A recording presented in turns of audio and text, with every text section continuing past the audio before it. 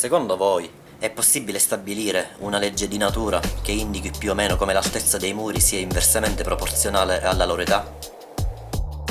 Da un certo punto di vista il ragionamento non fa alcuna piega, è il naturale scorrere del tempo, quella lenta azione della natura, anno dopo anno, si gretola facilmente qualsiasi costruzione umana. Esempio per cui i muri di epoca greca, nella stragrande maggioranza dei casi, sono ridotti alla base, mentre i muri di epoca medievale si ergono ancora per qualche metro.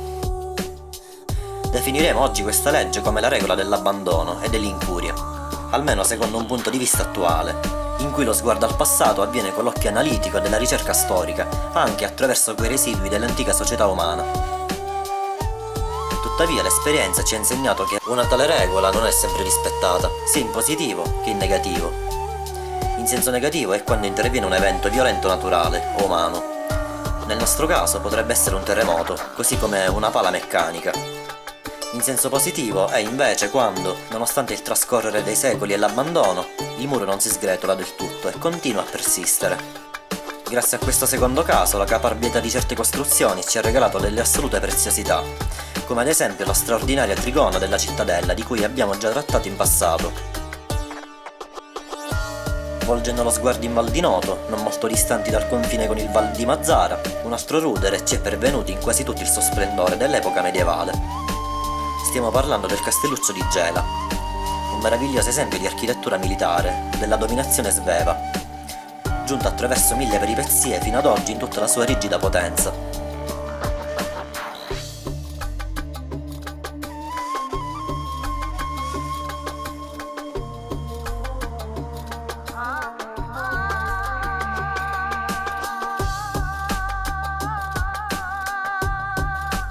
Riguardo alla sua storia, come spesso accade, è difficile risalire con certezza all'anno di costruzione.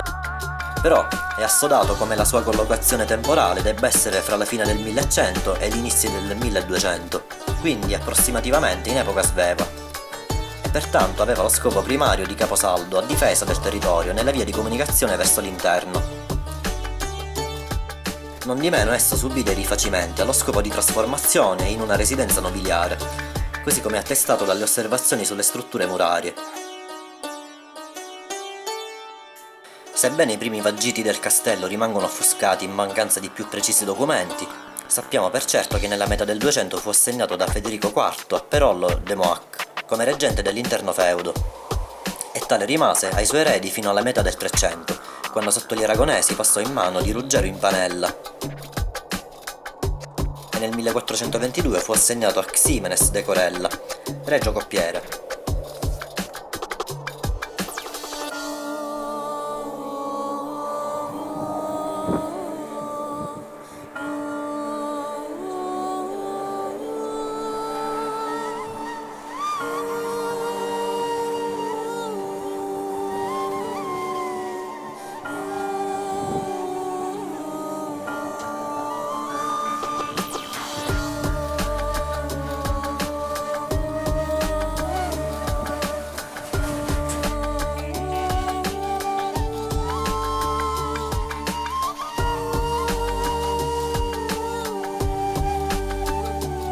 Le ultime famiglie proprietarie fino all'acquisizione del demanio furono gli Aragona Cortes di Terranova, Gela e i Pignatelli. Per circa 200 anni, se non di più, il castello ha iniziato a subire la lenta e inesorabile rovina, fino a quando nel 1987 la provincia di Caltanissetta si è mossa per salvarlo da futuri crolli, con un massiccio restauro che ne ha parzialmente restituito la bellezza. Tali interventi hanno inoltre permesso la messa in posto di più piattaforme con scalinate allo scopo di poter accedere alla parte sommitale del monumento ai visitatori. Questa mirabile struttura si trova isolata fra le lande della piana di Gela, verso l'interno a pochi chilometri dalla costa, e su uno sperone gessoso che ne esalta ancora più l'altezza, accentuando la sensazione di dominio su quelle vaste pianure.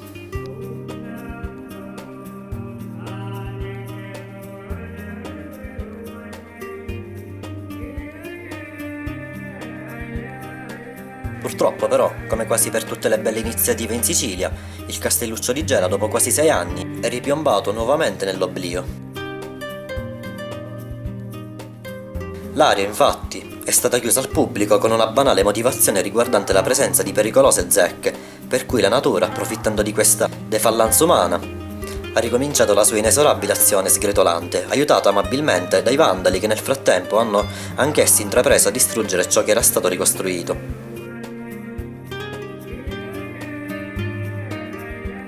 Giungendo sul posto, il castello rinnova la sua imponenza tanto da apparire da ogni lato si guardi, sempre con un maestoso ed austero profilo dalle forti linee cadenti. Le ampie pareti sono costellate da feritoie e finestre. Le feritoie ci raccontano della sua iniziale funzione difensiva, mentre le eleganti finestre, di cui una con un bell'arco, narrano il successivo utilizzo come regale residenza.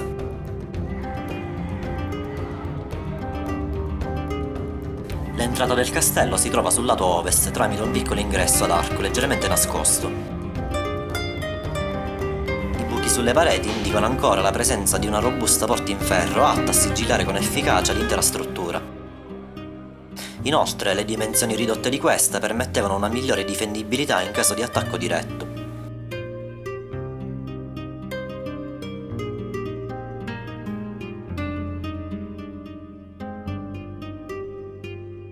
Se al di fuori osserviamo una struttura dall'apparenza quasi integra, entrando si rimane un po' delusi nel constatare che delle ampie stanze non è rimasto quasi nulla. E il castello, ad una prima impressione, sembra un immenso guscio vuoto.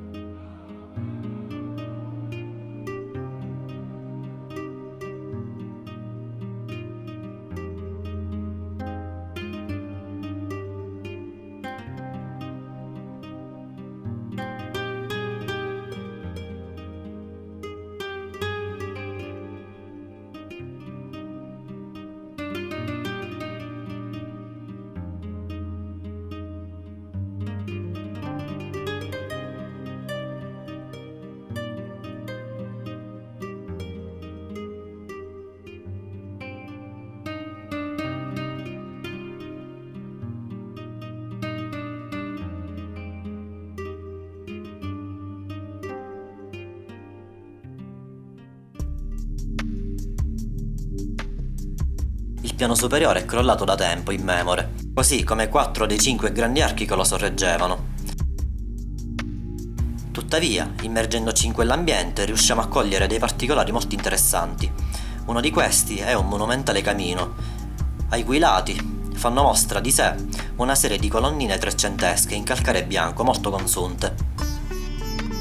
La canna fumaria, che da esso si diparte, pian piano si restringe elegantemente verso l'alto, percorrendo tutta l'altezza della parete interna fino in cima.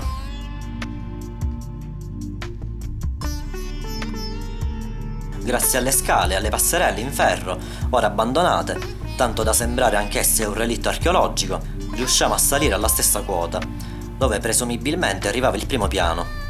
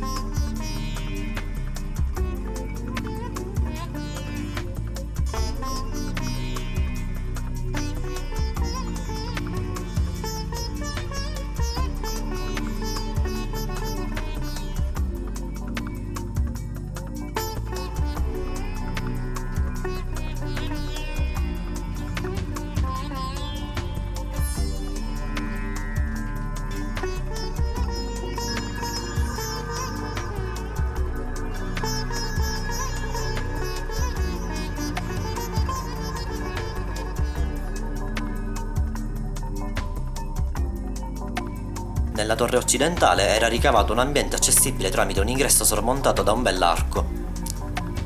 Qui le tracce di un ottimo restauro si accompagnano a quelle efficaci dei Vandali, i quali hanno portato alla distruzione dei vetri e a scritte sui muri.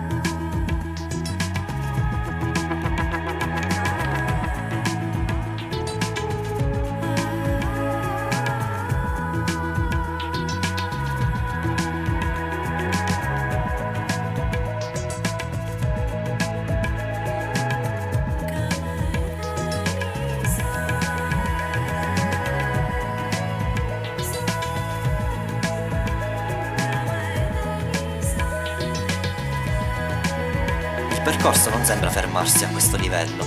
Tramite una piccola scaletta infatti è possibile salire ancora più in alto, verso il limite superiore delle mura, dal quale si può ammirare un panorama ampissimo e avere l'intensa percezione della funzione di avvistamento di questa antica fortezza.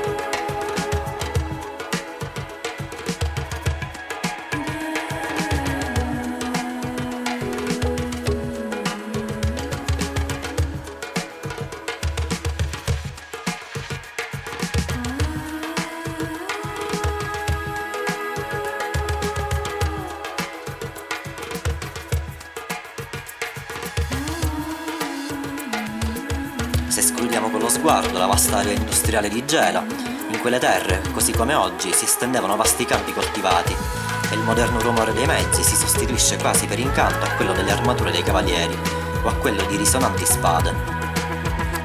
Tutto cambia, è vero, ma certe sensazioni alle volte rimangono uguali, proiettandosi intorno per sottrarci anche solo per un attimo alla consueta realtà del presente.